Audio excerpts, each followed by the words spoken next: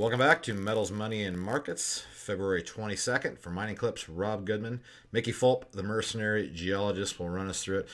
Okay, Mickey, down dollar, gold up. Let's start there. A little volatile on the gold sector, but overall gold had a pretty good week. Gold is continuing to show strength for many reasons. For those interested, I'll point out those reasons in a stock pick on Tuesday for subscribers. All precious metals had a good week. Gold closed at 1328. It was high as 1345. Backed off today. Silver closed at 1589, up 13 cents.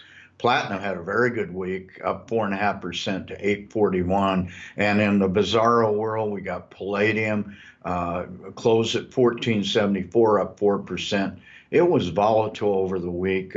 One thing I want to point out is that was a record high, is a record high for palladium. But you've got to be very careful right now with palladium because the big bid ask is in the stratosphere. Normally it's a $5 spread.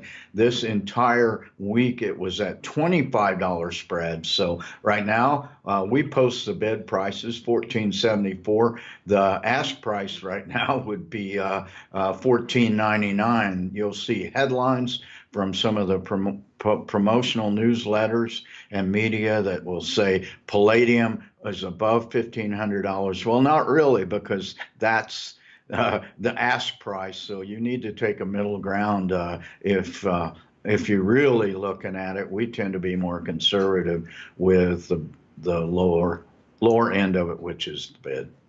And meanwhile, here copper had a fantastic week. It did. It's finally showing the strength we've been expecting. It is in a very strong front month contango. It reached an 8-month high, got as high as 294 before it came back to earth a bit today. Closed at 292, up 4%. Part of this has to do with some progress on China-U.S. talks, but really it's about the what we've been talking about for a couple of months now. It's the very strong supply-demand fundamentals. Inventory stocks at 2005 lows in London.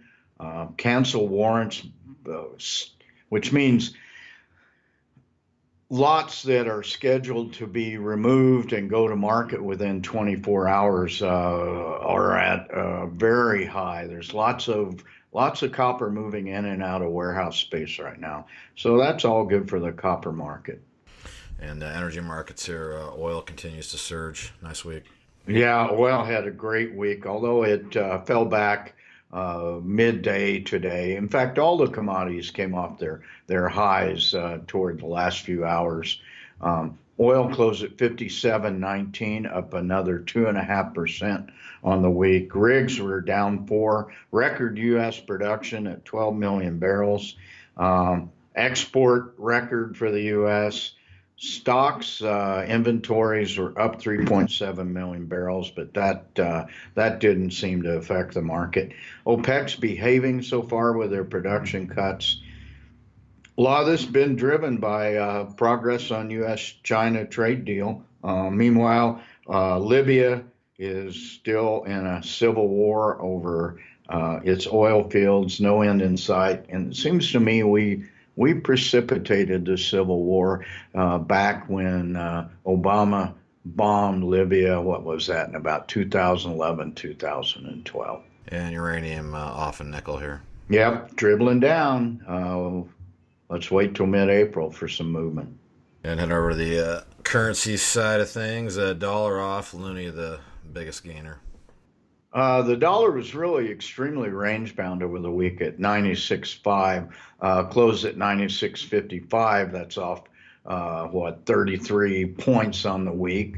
Not a lot of movement there. Euro had the same sort of gain. It was closed at 113.3. Meanwhile, the loonie had a really good week, and it popped toward the end of the day here. Perhaps on oil, I'm not really sure. It closed above 76 cents at 76.07, and that's the first time it's been at that level for over a month. And wrapping up the equities markets here, all solid weeks, but the Dow 9 weeks in a row. Hadn't done that in a while. The U.S. markets have been up since Christmas Eve. There's some thought they're overbought. I probably agree with that. But who cares right now? It's all good for investors. Yeah, meanwhile, the venture exchange here picks up a little ground here. Yeah, it had a nice week. It reacted to a stronger gold price. It was up 3 of the 4 days on the short week. Closed at 623, up a little bit above 1%, and on good volumes. So let's see if we can get by the next couple of weeks, and hopefully we don't get hit by the so-called PDAC curse. Okay, Mickey, appreciate the insight as always, and check in with you next week. Thanks a lot, Rob.